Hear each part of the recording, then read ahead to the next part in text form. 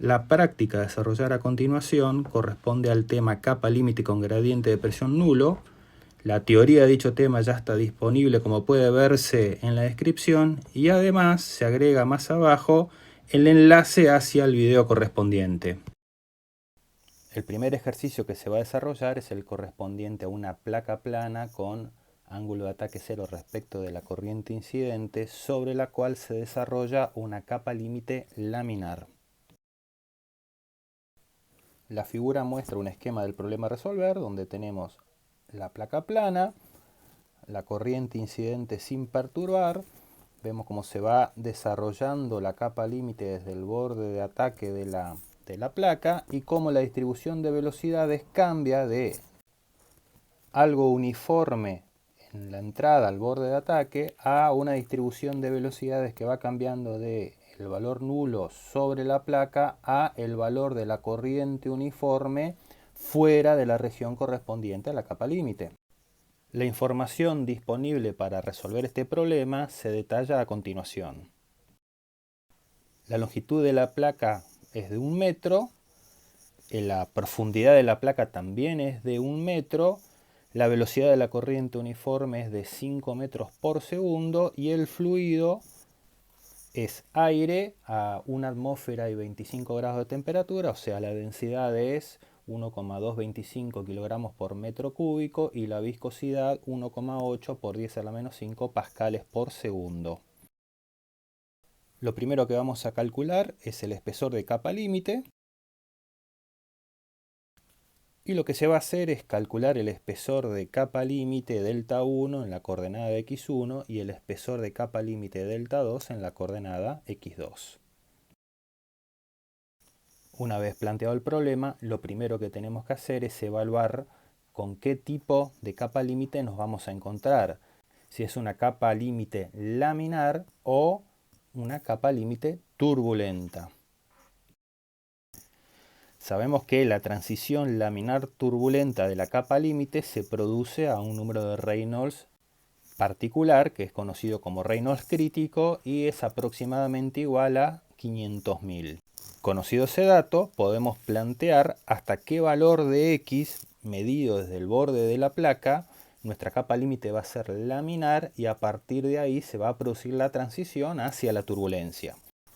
Escribiendo la expresión para el número de Reynolds crítico en este caso en términos de la coordenada crítica donde se produce la transición, tenemos que el valor de X a partir del cual se va a producir la transición laminar turbulenta es igual a la densidad por el valor del Reynolds crítico dividido el valor de la densidad por el valor de la corriente uniforme. Y esto es igual a 1,47 metros. Esto significa que la capa límite va a ser laminar sobre toda la placa.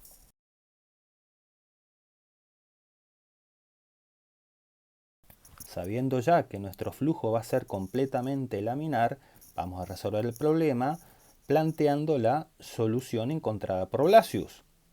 De dicha solución se dedujeron los espesores característicos como el espesor de capa límite, que es igual a 5 veces la coordenada x por el Reynolds basado en x a la menos 1 medio. El espesor de desplazamiento es igual a 1,728 por la coordenada x por el Reynolds basado en x a la menos 1 medio. Y el espesor de pérdida de cantidad de movimiento igual a 0,664 por la coordenada x por el Reynolds basado en x también a la menos 1 medio.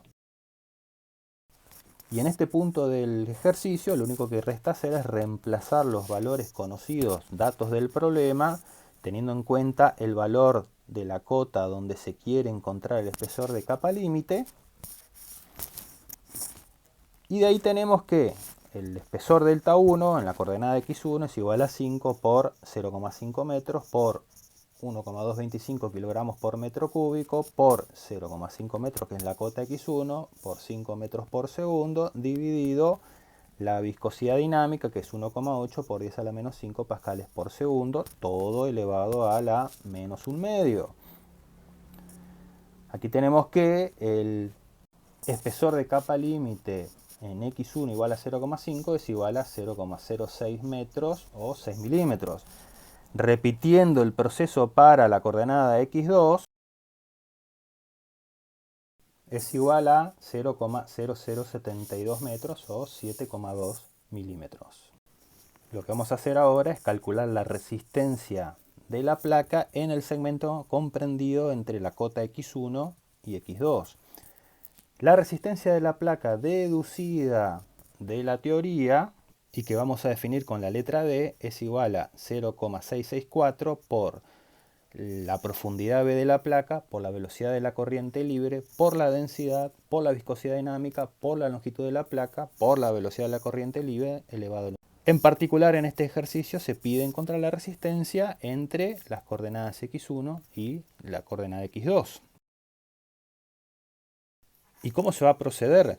Se va a calcular la resistencia desde el borde de ataque hasta la cota x1 y vamos a llamarla D0x1, y también vamos a calcular la resistencia del borde de ataque hasta la cota x2 y la vamos a llamar D0x2.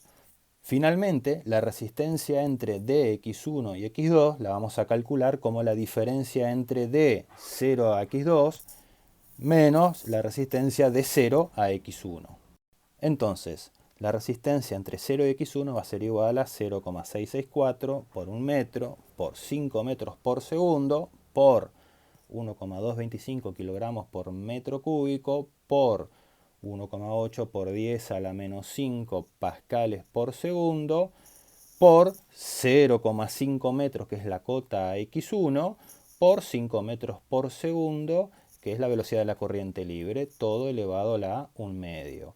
Eso da que la resistencia entre 0 y x1 es igual a 0,018 newtons. Si repetimos el procedimiento, pero esta vez hacia la cota x2, vamos a tener que la resistencia desde 0 hasta x2 va a ser igual a 0,023 newtons. Finalmente, la resistencia para el segmento comprendido entre la cota x1 y la cota x2 va a ser igual a 0,023 newtons menos 0,018 newtons, y eso da como resultado 0,005 newtons.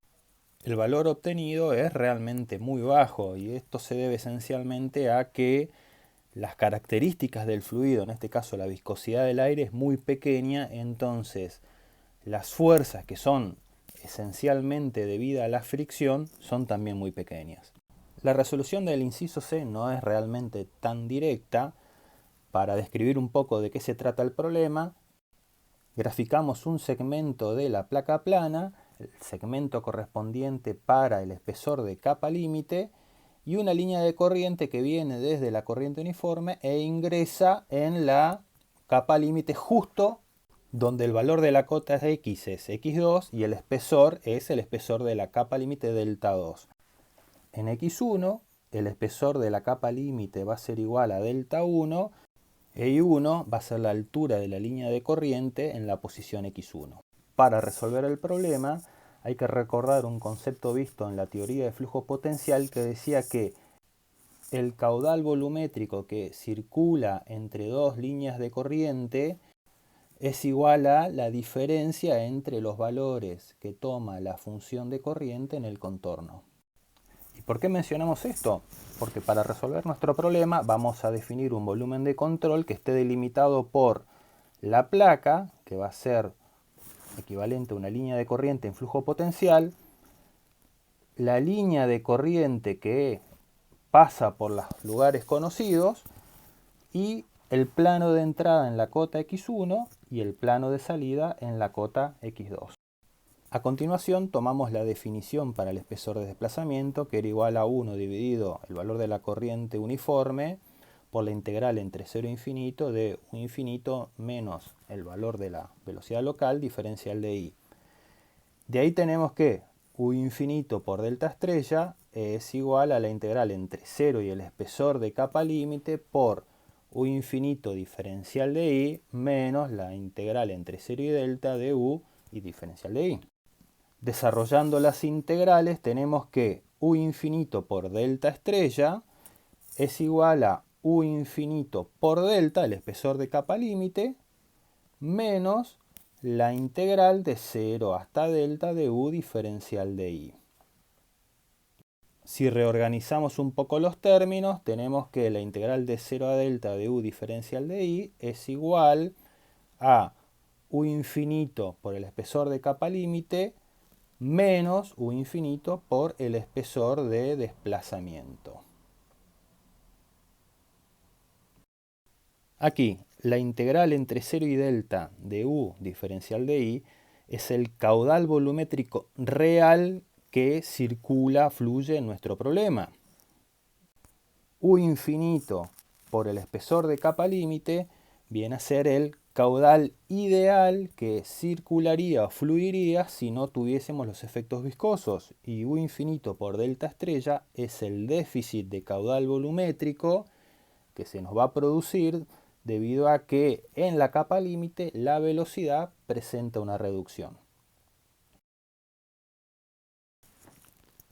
Por lo tanto, lo que tendremos finalmente es que la integral entre 0 e I de U diferencial de I es igual a la velocidad de la corriente libre U infinito por el espesor de capa límite menos U infinito por el espesor de desplazamiento. Vamos a plantear esta relación ahora en cada uno de los planos de entrada x1 y x2. Arrancamos primero por la cota x2, ya que es la que tiene un tratamiento un poco más sencillo. El caudal volumétrico en 2 va a ser igual a U infinito por el espesor de capa límite en 2 menos U infinito por el espesor de desplazamiento en 2. Mientras que en la cota x1 nos vamos a encontrar con que parte del fluido que atraviesa el plano de entrada se encuentra inmerso en la capa límite y el resto va a estar en la zona exterior a la capa límite. Entonces, el caudal volumétrico en 1 va a ser igual a la integral entre 0 e I1 de U diferencial de I.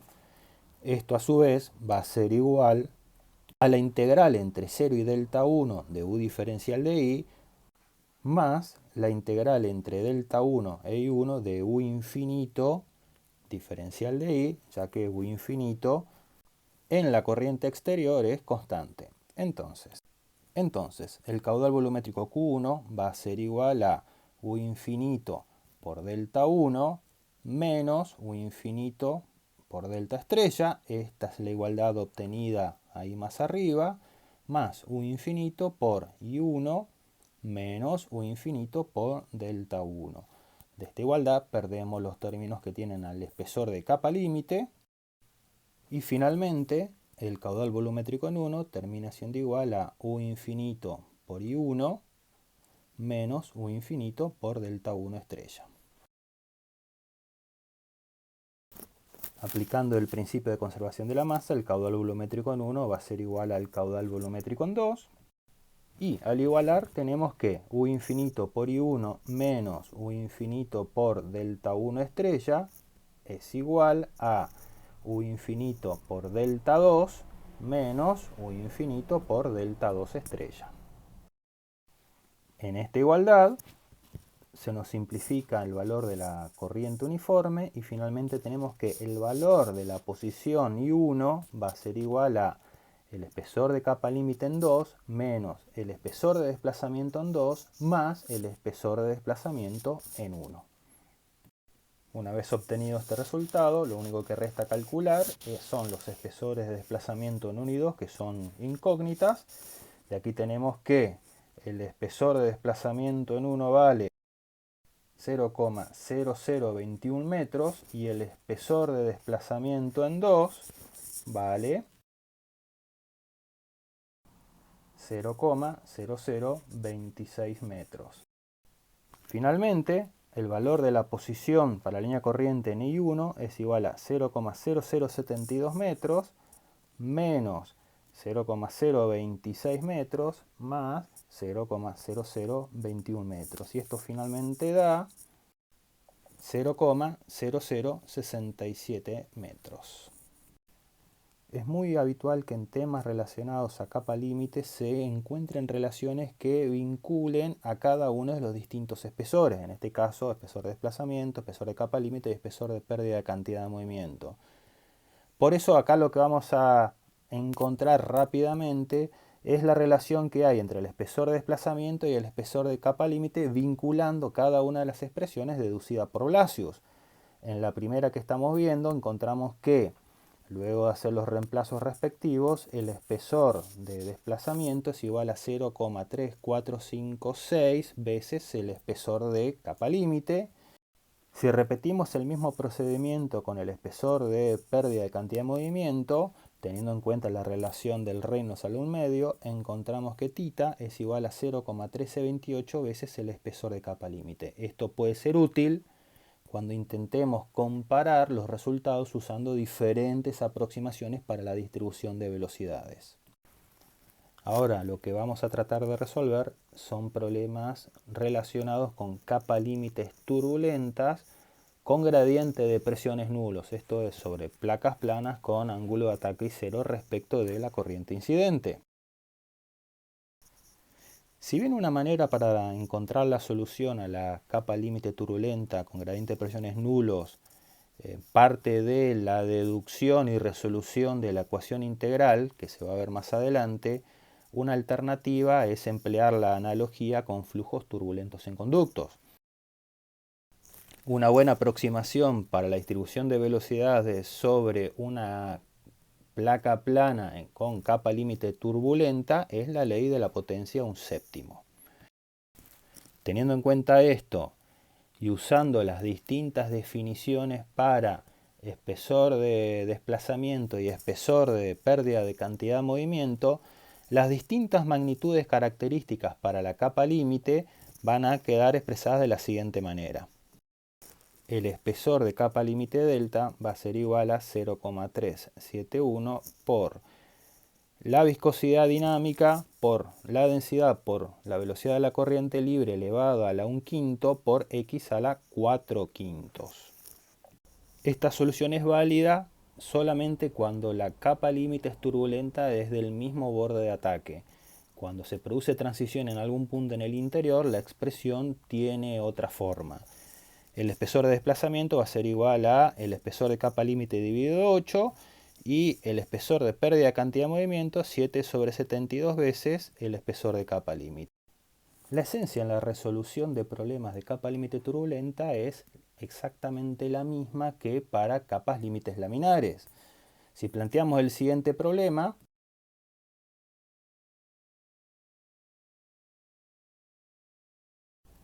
vemos que es exactamente el mismo al planteado recientemente, con la salvedad de que el fluido ahora es diferente, o sea, tenemos agua en vez de aire. Para todos estos problemas, y esto es muy importante, siempre hay que verificar qué tipo de capa límite tenemos, evaluando el lugar donde se produce o se produciría la transición.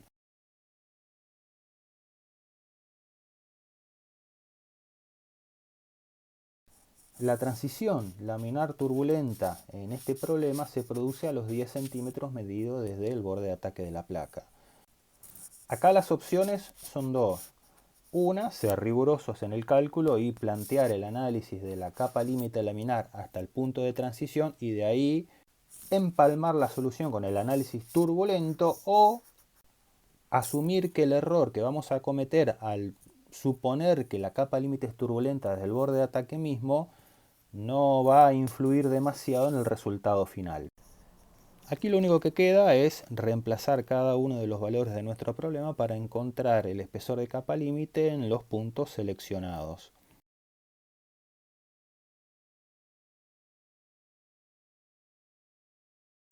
Procediendo de igual manera que con el ejercicio anterior, vamos a calcular la resistencia entre los puntos x1 y x2.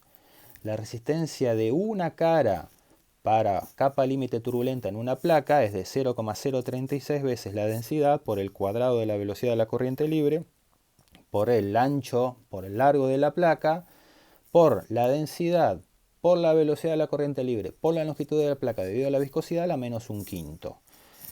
Cuando calculamos la resistencia para cada segmento tal como se hizo anteriormente, encontramos que la resistencia entre X1 y X2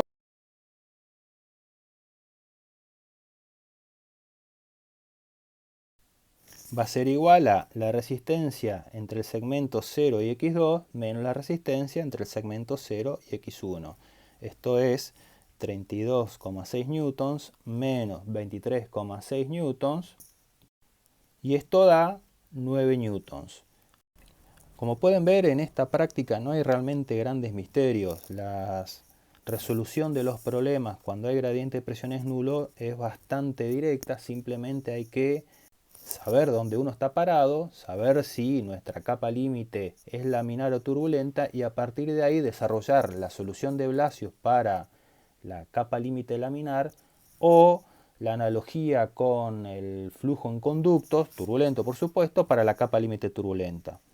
A continuación se va a mostrar un video del desarrollo y evolución de una capa límite turbulenta sobre una placa plana.